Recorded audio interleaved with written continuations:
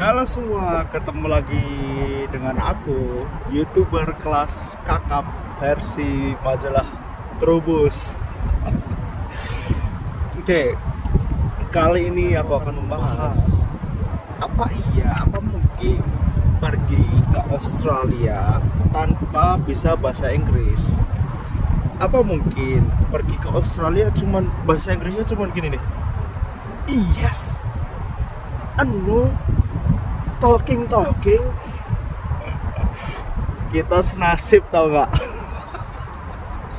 Sama, aku juga nggak bisa bahasa Inggris sebelumnya ya, Inggris dasar lah. Kita kan waktu di sekolah diajarin, di SMA, di SMP diajarin Inggris dasar ya, modal itu aja gitu. Aku jalan ke sini, aku nggak bisa bener-bener ngomong Inggris lancar, terus ya tapi aku ada di sini gitu, aku bisa bekerja, bisa sekolah di sini. Caranya gimana? Sebelum masuk ke topik, iklan dulu.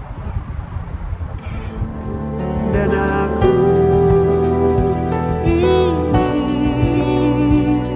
mengulang semua kisah saat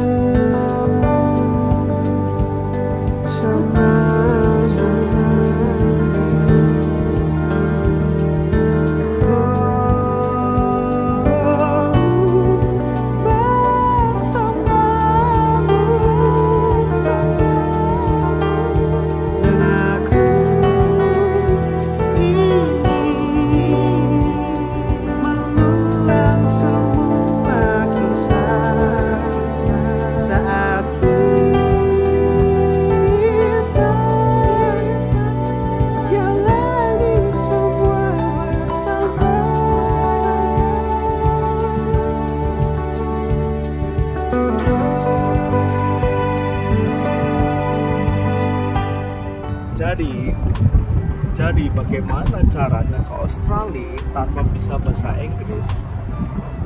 Bisa teman-teman. Ini aku kasih beberapa tips biar kalian yang mau ke Australia tapi nggak bisa bahasa Inggris bisa datang ke sini untuk belajar dan juga bekerja. Dan serunya lagi, kalau kalian nggak bisa bahasa Inggris itu kayak main game survival, tau nggak? Game yang menyelamatkan diri, tau nggak sih? Yang kayak kalau nggak selamat pulang nih, waduh, kalau nggak selamat pulang nih, harus bisa bahasa Inggris. Nah, itulah motivasi kalian. Ibarat kalian kayak dibuang ke suatu kota yang dengan penduduk asing, kalian nggak tahu apa-apa dan kalian harus survive karena selamat. Kalian harus beradaptasi dengan cepat sehingga kalian bisa selamat, bisa bekerja, bisa bersosialisasi dan melakukan hal-hal yang seru di kota yang baru tersebut. Oke, aku kasih beberapa tips. Tips yang pertama adalah kalian harus nemuin visa yang tepat. Untuk kasus ini, karena kalian nggak bisa bahasa Inggris, kalian harus bisa atau kalian harus apply visa student atau visa apa tuh student bahasa Indonesia nya, sampai lupa. Mahasiswa, pelajar. Nah, visa ya, kalian harus apply visa pelajar. Oke. Nah, visa pelajar ini kayak ibarat golden ticket kalian lah. Kalau kata Mas Anang ya, aku sih yes untuk bisa datang ke Australia. Ya, itu adalah golden ticketnya. Kalau kalian udah punya visa tersebut, kalian bisa datang ke Australia untuk belajar dan bekerja. Tapi ya, yang harus kalian ingat, bekerja di sini adalah bekerja paruh waktu, part time, nggak yang full time bekerja. adalah student. Jadi jangan harap sampai di sini langsung pengen jadi apa? Pengen jadi bos. Mimpi. Ya bisa. Kalian bisa aja jadi bos. Siapa tahu kalian kesini terus kalian mau usaha sesuatu. Ya kita kan nggak pernah tahu. Siapa tahu usaha makanan, ayam geprek, atau usaha judi online. Oh nggak boleh ya. Jangan ya dik, jangan ya. Nah, untuk dapat visa student, kalian pertama kali harus memilih sekolah yang tentunya terakreditasi dong. Nggak mau sekolah acak-acak dong. Kalau sekolah acak-acak nanti jadinya malah nggak bisa bahasa Inggris tapi belajar bahasa Zimbabwe. Ya, terus setelah kalian dapat sekolah yang terakreditasi, tentunya kalian harus memilih kurikulum atau kursus yang kalian ingin pilih. Ada banyak banget kursus bahasa Inggris di sini, kayak English for academic purpose, terus habis itu kayak persiapan IELTS, nah, atau English in general. Banyak banget, aku akan jelasin lebih lanjut. ELICOS, English Language Intensive Course for Overseas Students, adalah program bahasa Inggris yang dirancang untuk siswa internasional yang ingin meningkatkan kemampuan bahasa Inggris mereka. Tujuannya apa? Untuk akademis, pekerjaan, komunikasi sehari-hari. Program ELICOS ini menyediakan banyak kursus agar membantu pelajar mahasiswa untuk meningkatkan kemampuan Inggris mereka agar dapat beradaptasi dengan baik dalam lingkungan pendidikan dan profesional di Australia. Nah, program ini durasinya 2 minggu. Kalau yang kalian lihat, dimulai dari harga $300 atau 3 juta. Nah, yang kedua ada namanya English for Academic Purpose, EAP. Nah, program ini tentu program bahasa Inggris yang dirancang khusus untuk mahasiswa internasional yang ingin mempersiapkan diri untuk studi lebih lanjut di institusi pendidikan tinggi, contohnya kayak universitas atau college atau certificate.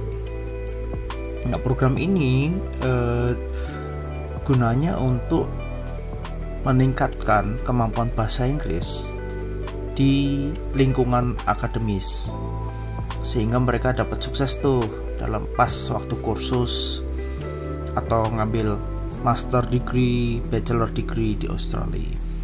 Nah, bisa kalian lihat kalau durasinya tuh 12 minggu atau sekitar 3-4 bulan dengan biaya sekitar $3.600 atau 36 juta.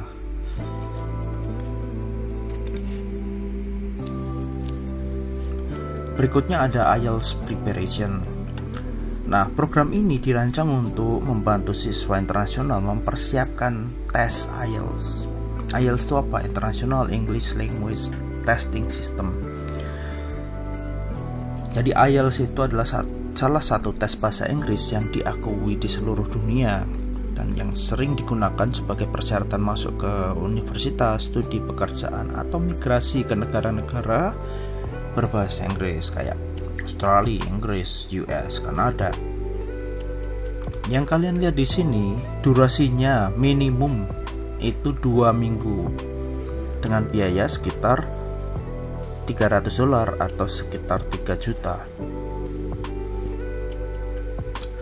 Sebenarnya nggak hanya 3 ini, tapi ada banyak banget studi yang bisa kalian ambil gitu di Australia. Tapi biasanya rata-rata mahasiswa internasional, pelajar internasional ngambil 3 ini untuk meningkatkan kemampuan bahasa Inggris mereka. Nah, setelah kalian mendapat gambaran tentang kursus-kursus bahasa Inggris yang ada di sini, tentu kalian yang harus dipersiapkan berikutnya adalah modal. Iya dong, masa kalian aja pergi ke kota lain, pergi healing aja butuh modal gitu, apalagi ke Australia. Jadi kalian tentunya harus mempersiapkan modal. Dan selain modal, kalian juga harus mempersiapkan kota yang akan dituju, tempat tinggal yang akan tinggalin, akomodasi lah intinya. Kalian mempersiapkan itu semua, di planning dengan baik sehingga waktu sampai di Australia lancar semua. Kasusku aku dulu ke Australia modalnya sekitar untuk les kursus Inggris itu sekitar 70 juta, terus habis itu untuk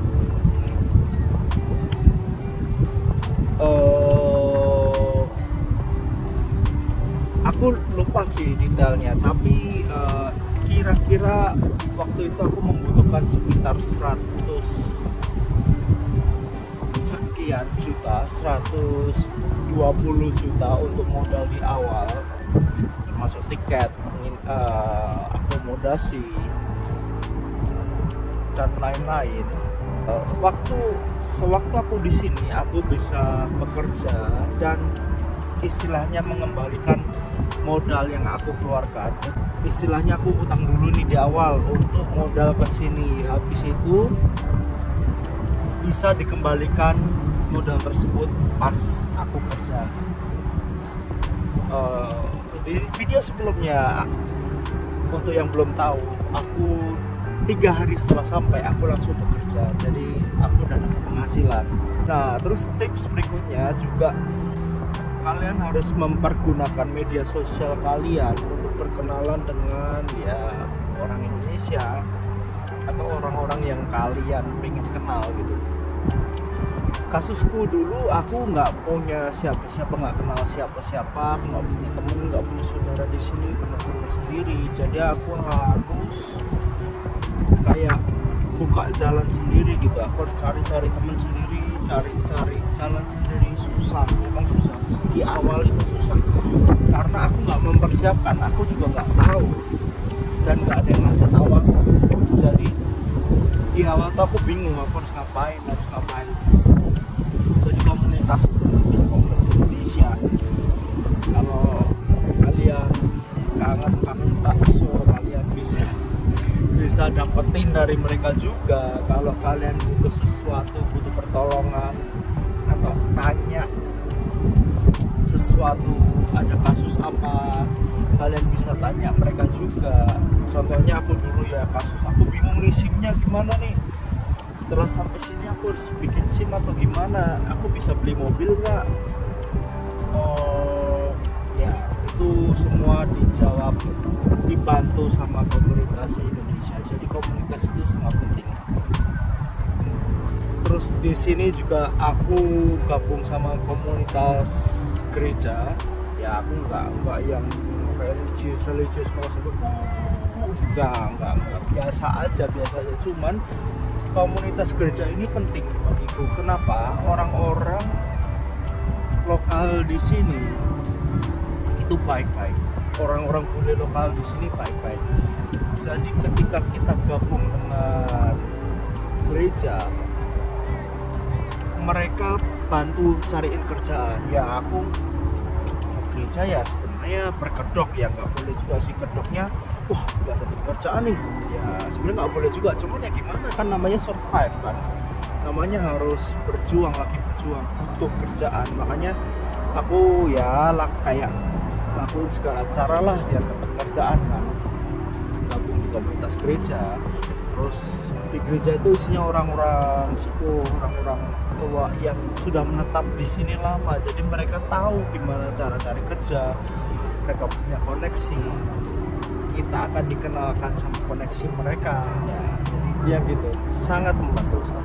Terus tips berikutnya ya pasti kalian bisa improve bahasa Inggris kalian di tempat kerja. Jadi tips berikutnya adalah cari kerja. Nah, sewaktu kalian kerja, kalian itu nggak bisa bahasa Inggris kan? Sama, aku juga nggak bisa bahasa Inggris. Tapi di situ banyak banget pekerjaan yang nggak harus pakai Inggris gitu. Inggrisnya sedikit, banyak kerjaan yang kayak gitu. Terus kalau nggak bisa bahasa Inggris, interviewnya gimana? Interviewnya tuh gampang banget. Interviewnya kalian datang, baju juga nggak sopan-sopan amat, maksudnya ya udah baju kaos, kalau kalian mau pakai kemeja boleh, tapi di sini tuh ya kayak casual gitu, nyantai. Terus mereka akan nanya gitu, misalnya kalian mendaftar sebagai tukang cuci piring, yang gampang ya, yang tadi aku sebutin, nggak perlu bahasa Inggris. Kalian mendaftar untuk tukang cuci piring, dan mereka waktu interview itu akan menanyakan, apakah filosofi dari mesin cuci piring? Enggak dong, enggak kayak gitu dong, enggak. Mereka kan nanyain, apakah kamu bisa bekerja di bawah tekanan? Enggak dong, enggak, itu bercanda. Nah, mereka biasanya akan nanya, kamu punya waktu kosong kapan? Terus dan juga apa yang kamu lakuin sekarang, kamu punya pengalaman yang serupa nggak? Tenang, di sini akan di training, jangan takut kalau wah aku nggak bisa ngapa-ngapain, aku kalau rebahan gitu, sampai rumah tidur, nonton YouTube tidur, nggak masalah. Kalian akan di training sehingga kalian bisa mengerjakan sesuai standar mereka. Meskipun bahasa Inggris kalian sederhana, bahasa Inggris kalian nggak terlalu bagus, nggak apa-apa, kalian akan mengerti karena itu mereka banyak pakai gestur untuk menjelasinya. Kayak yang aku alami, aku nggak bisa bahasa Inggris, mereka menjelaskan bagaimana cara cuci piring yang benar, dan aku ya tinggal ngikutin aja prosedurnya, ya udah itu aja. Terus juga mereka bakal nanya, kamu punya pengalaman nggak yang serupa? Kalau enggak, ya udah nggak apa-apa. Kalau iya, ya bagus. Berarti kamu lumayan ngerti. Maksudnya gampang untuk ngajarin. Nah, terus di tempat kerja tersebut, kalian akan ketemu teman-teman yang serupa. Maksudnya serupa itu nggak bisa bahasa Inggris, sama. Karena yang bekerja itu kebanyakan bukan orang bulenya ya malahan, tapi kayak orang Asia kayak kita. Nepal, orang India, orang Bhutan, orang-orang Jepang yang bahasa Inggrisnya juga kurang. Jadi nanti pas kita ketemu ya,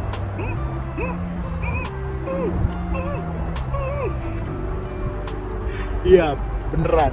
Aku punya temen, dia cuman bisa ngomong Inggris. Hello sir, my name is Andrew, I am from Spanyol. Dan gitu doang. Dan dia bekerja sebagai tukang cuci piring, kerjanya bagus. Temen-temenku ngomong apa, dia cuman yes.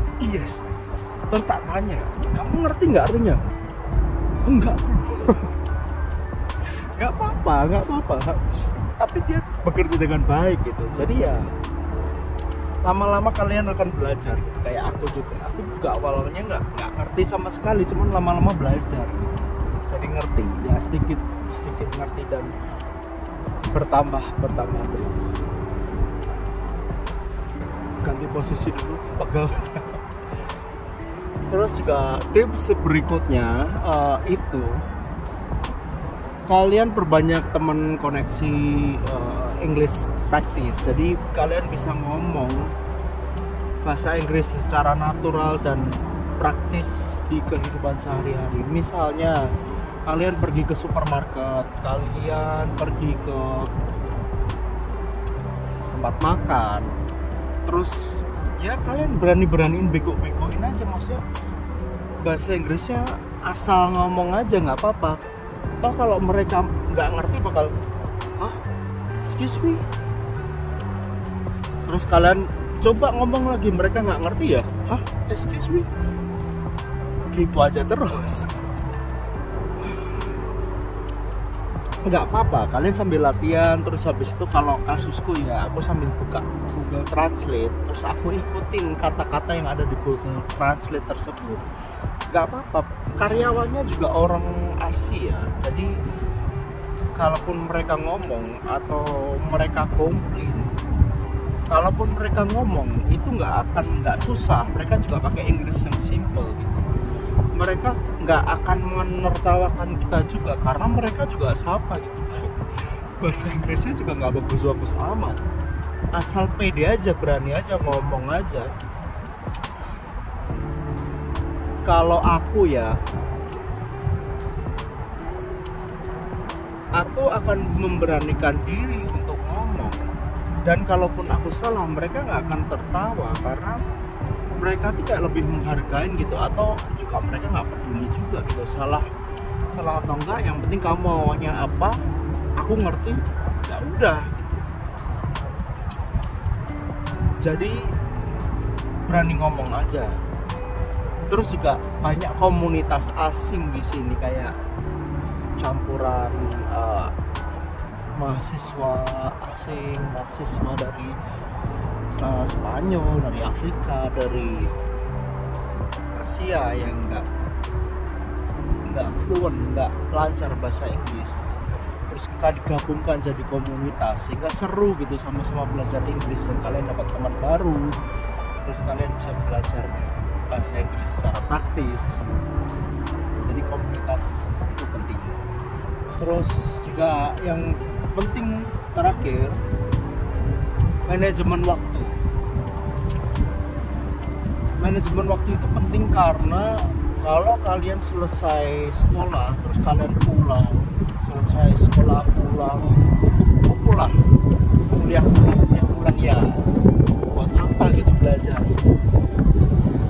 Jadi lebih baik kalian kuliah terus jalan sama teman-teman kalian, improve bahasa Inggrismu, terus habis itu dapat teman baru, bahasa Inggrismu semakin bagus, kan itu tujuannya.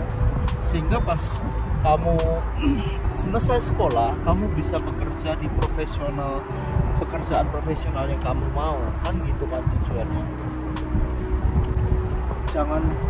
Jangan sampai nih kalian kerja terus, fokus kerja terus, guru kalian nanya, sudah mengerjakan PR anak-anak, terus kalian bilang, PR? Astagfirullah, astaga, oh my god, PR. Terus pas kalian ditanyain, hey Budi, di mana PR kamu? Terus Budi menjawab, Pak, ketinggalan di mesin cuci. Ya kan, nggak lucu. Jadi kalian harus benar-benar manage waktu dengan baik. Jadi guys, intinya kalau kalian pengen ke Australia tapi nggak bisa bahasa Inggris, mungkin nggak? Ya sangat mungkin, karena di sini itu tempatnya belajar. Kayak ibarat di Indonesia itu kota Jogja lah, tempat kota pelajar.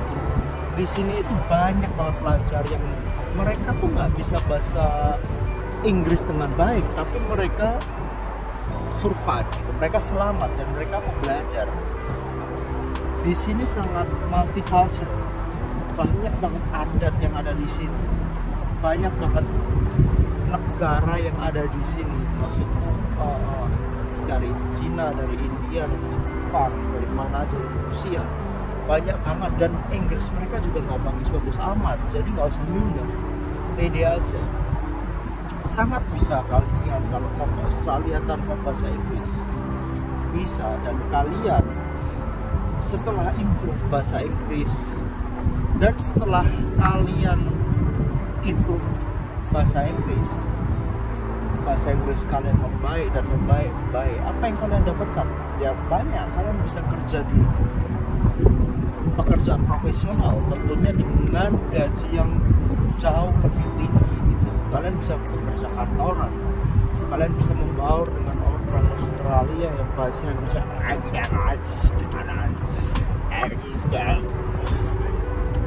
nangis kalau dengar. Tapi kalian pasti bisa kan? Tentu saja, jangan menyerah. Oke, aku pikir sekian video kali ini.